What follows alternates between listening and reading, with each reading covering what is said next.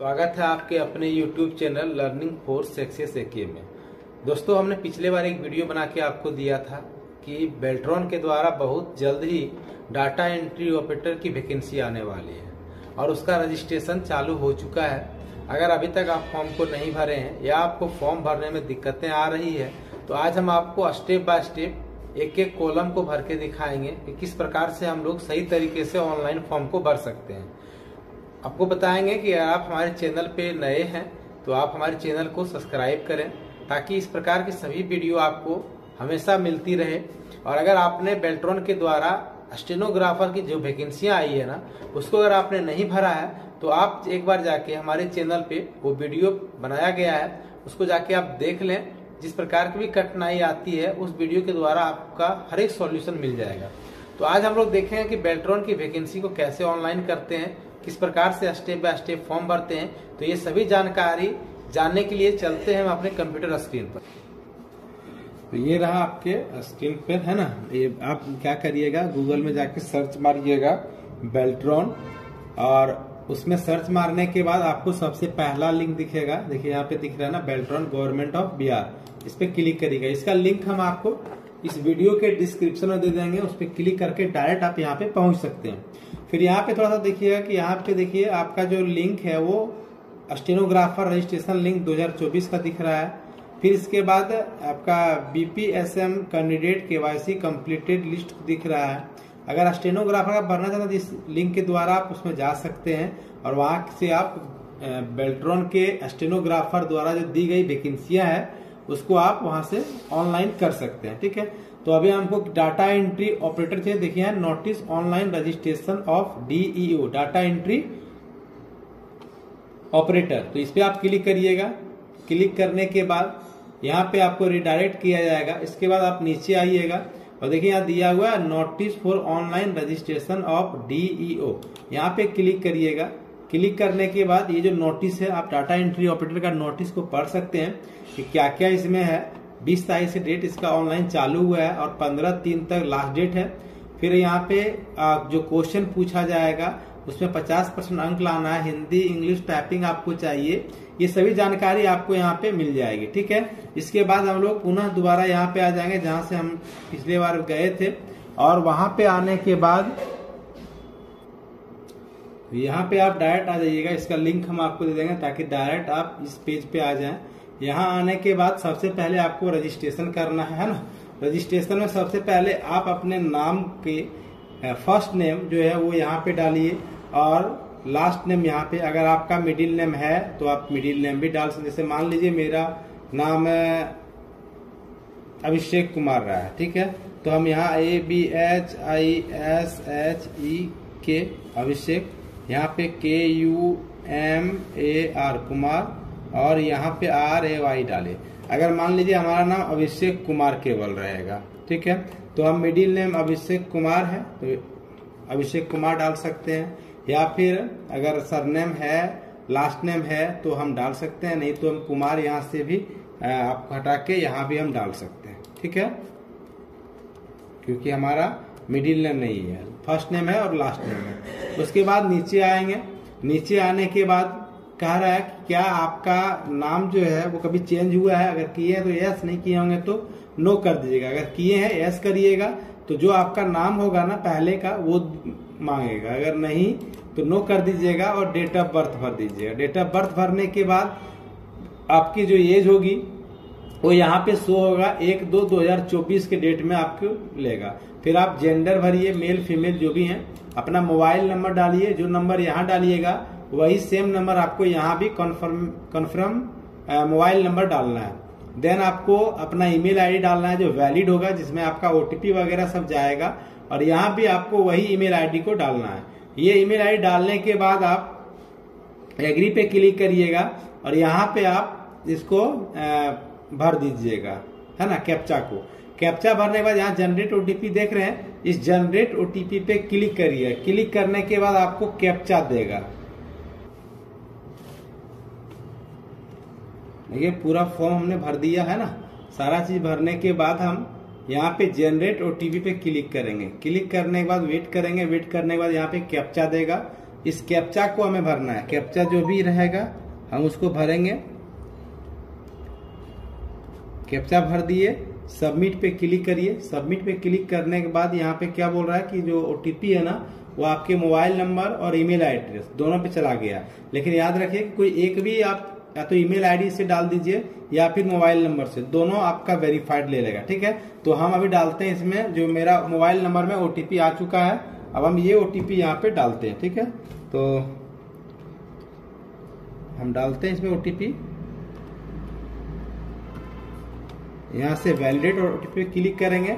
यहाँ देखिए अपडेट हो गया, हमारा क्या हो गया, ओटीपी जो है वो ले चुका है, सबमिट कर चुका है। देखिए ना ओटीपी का जो ऑप्शन था वो खत्म हो चुका है ना, नहीं है। अब यहाँ पे आइए, हमने कैप्चा पहले डाल के रखा था, इसको रीवेरीफाई कर देंगे। रीवेरीफाई करने के बाद यहाँ पे आपको अपना नाम वगैरह सब कुछ चेक करना है और सारे चेक बॉक्स पे क्लिक कर देना। जितने सारे चेक बॉक्स होंगे वो सारे चेक बॉक्स पे क्लिक कर दीजिएगा और यहाँ पे सबमिट पे क्लिक करिएगा। फिर यहाँ पे ओके करिएगा, थोड़ा वेट करिएगा। वेट करने के बाद यहाँ पे आपको इस ढंग का आएगा, आपका रजिस्ट्रेशन नंबर वगैरह शो करेगा। उसके बाद फिर क्लोज कर दीजिएगा, है ना।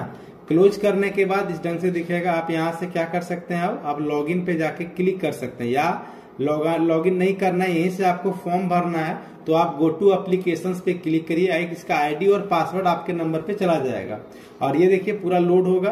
आपका 100% लोडिंग होने के बाद ही आगे बढ़ेगा। अब यहाँ पे वेट करिएगा। वेट करने के बाद आगे हम लोग इस ढंग का आएगा। यहाँ बोल रहा है कि जो भी है आप एक बार देख लीजिए गूगल मोजिला का वर्जन जो है वो सही है या नहीं है। फिर यहाँ से हम आगे करेंगे। देखिए आपका स्टेप कितना है। पहले आपको पर्सनल डिटेल्स डालना था, फिर additional details, communication details, qualifications, experience, test city और डॉक्यूमेंट्स। ये इतने आपके चरण हैं जिसमें आप फॉर्म को भर सकते हैं। तो पहले हम लोग पर्सनल डिटेल्स को देखते हैं, है ना। अब जैसे मान लीजिए यहाँ पे सब कुछ डाला हुआ है। अब मान लीजिए पिताजी का नाम डालना है, मैरिटल स्टेटस जो है आपका वो डालिए, फिर आप फादर्स नेम डालिएगा, फिर मम्मी का नाम कंपलसरी नहीं है क्योंकि देखिए जो है जो भी कंपलसरी रहेगा यहाँ पे आपका स्टार मार्क बना हुआ रहेगा रेड कलर का, लेकिन नहीं है, लेकिन फिर भी आप इसमें डाल दीजिए। डालने के बाद नेशनलिटी चूज करिए।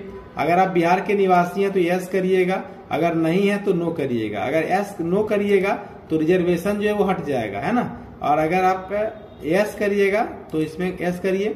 यहाँ से आपको अपना जो भी है आपके जो भी आपका होगा उसमें आप अपने अकॉर्डिंग, अपने कास्ट के अकॉर्डिंग, अपने रिजर्वेशन जो कैटेगरी में आते हैं आप लोग उसको चूज करिएगा। फिर आगे बढ़ना है। आगे बढ़ने के बाद आप जो डोमिसाइल अगर बिहार के निवासी हैं तो डोमिसाइल जो आपने बनाया था वो डोमिसाइल का अथॉरिटी कौन थे, कब कौन से डेट में बना था और उसका सीरियल नंबर होगा BRCCO करके, वो पूरा डाल दीजिए। फिर डोमिसाइल है उसको भी डालना है। उसके बाद आपका जो पहचान है, जैसे मान लीजिए तिल होता है, कट मार्क होता है, तो वो आप यहाँ पे लिखिए। तिल होगा तो लिखिए मोल मार्क ऑन द, जिस साइड में होगा, फॉरहेड में होगा, चेस्ट में होगा वो डालिए। कट मार्क है तो कट मार्क लिखिए। फिर आगे चलिए, यहाँ पे please select type of identification, तो यहाँ पे आप एनी फोटो आईडी पर डालिए और यहाँ पे आपको मान लीजिए आधार कार्ड लिखना है तो यहाँ लिख दीजिए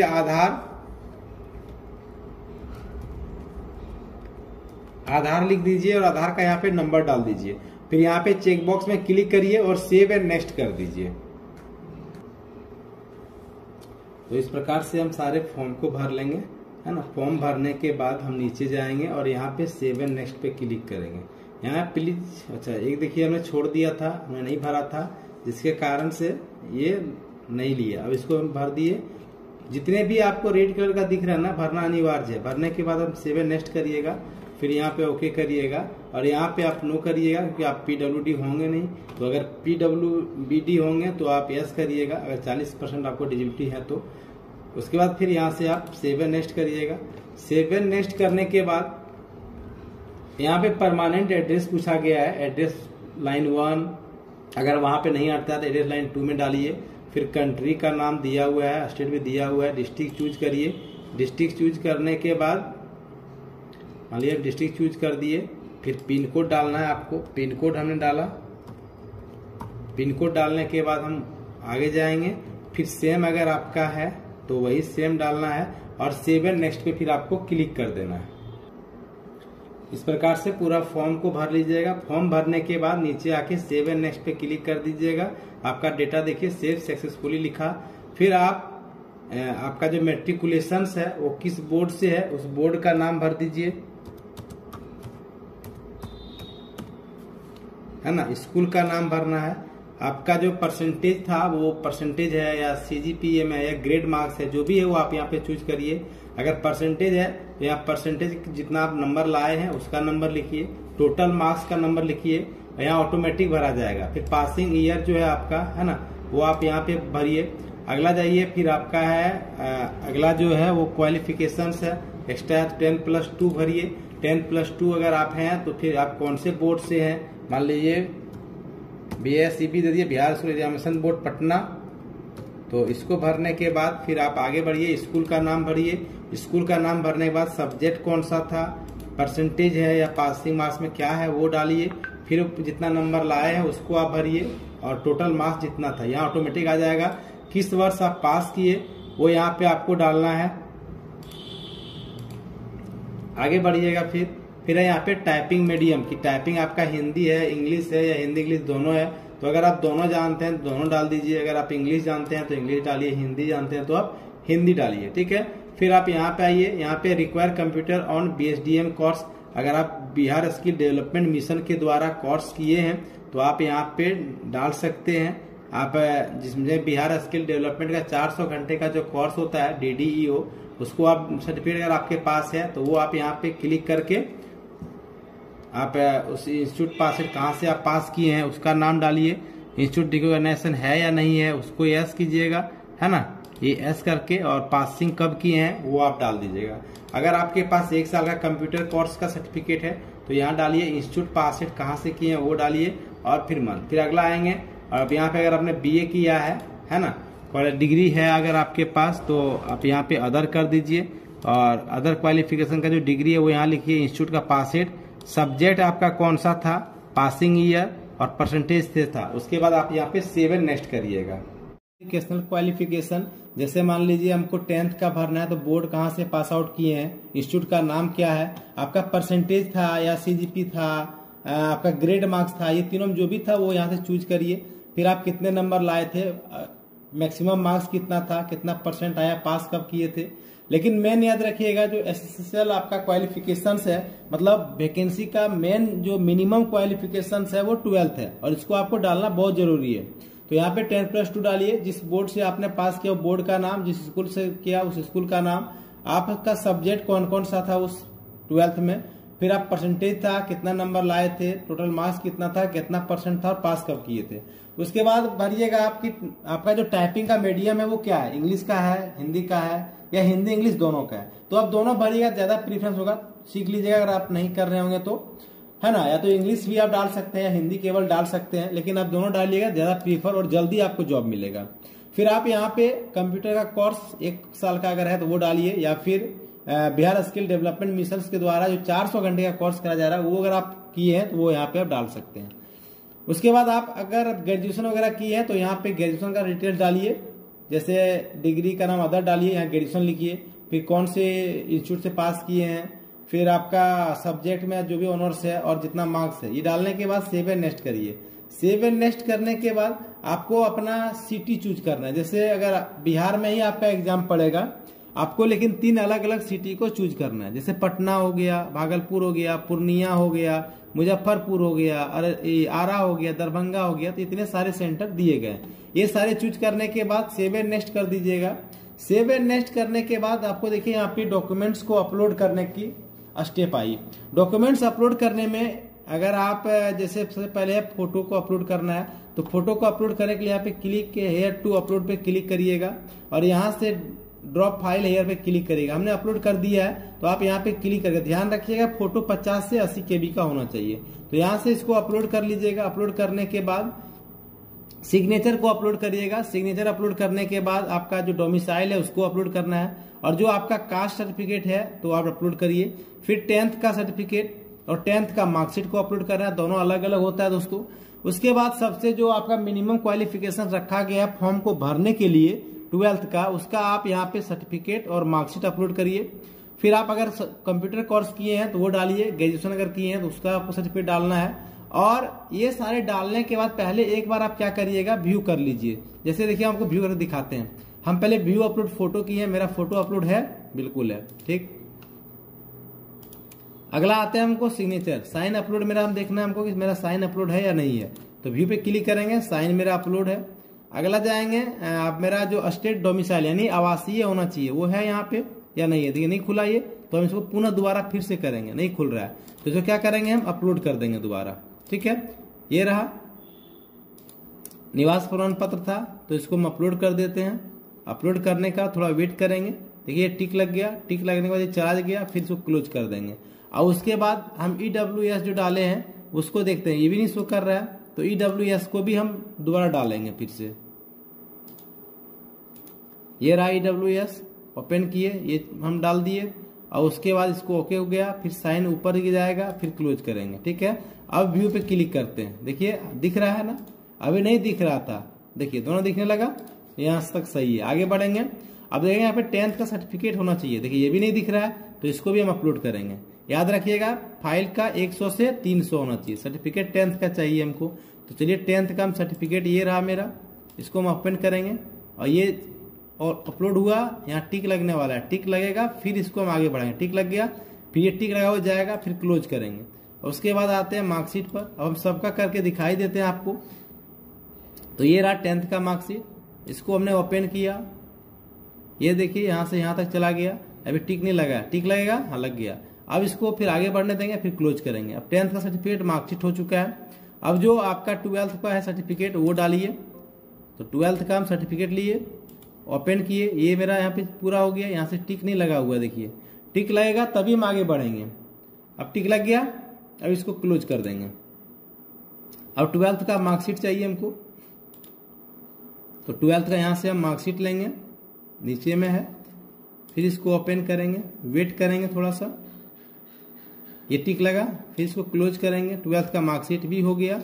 अब हम लोग आते हैं हायर क्वालिफिकेशन सर्टिफिकेट जो था हमारा, है ना, प्रोविजनल, उसको हम लेंगे। तो ये हमारा है, मेरे पास सर्टिफिकेट नहीं है अभी ग्रेजुएशन का, तो हम प्रोविजनल डाल देंगे। आपके पास सर्टिफिकेट होगा तो यहाँ पे सर्टिफिकेट को ही डालिएगा, ठीक है। फिर इसको क्लोज करेंगे। उसके बाद हम लोग आते हैं कि जो 1 साल का कंप्यूटर कोर्स किए हैं उसका सर्टिफिकेट, मार्कशीट नहीं डालना है, ठीक है। तो ये रहा सर्टिफिकेट, इसको मौके करेंगे और इसको फिर हम वेट करेंगे, टिक लगा, क्लोज कर दिए। फिर आगे बढ़ेंगे। अगर आप कोई और भी पेपर को अपलोड करना चाहते हैं तो रिलेवेंट को अपलोड कर लीजिए। अब देखिए हमने तो ऊपर तक चेक किया था, है ना, अब हमको चेक करना है इसको जो भी हम डाले हैं, तो क्या दिख रहा है, सर्टिफिकेट दिख रहा है, ये दिख रहा है मार्कशीट, मैट्रिक का दिख रहा है, इंटर का सर्टिफिकेट दिख रहा है, फिर इंटर का मार्कशीट ये दिख रहा है हमारा।